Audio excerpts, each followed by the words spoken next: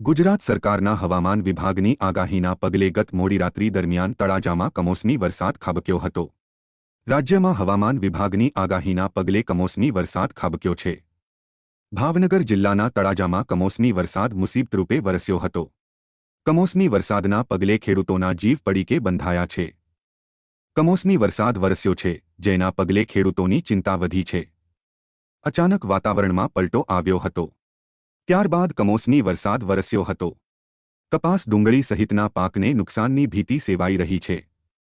વરસાદ ખાબકતા ચોમાસાનો માહોલ સર્જાયો હતો।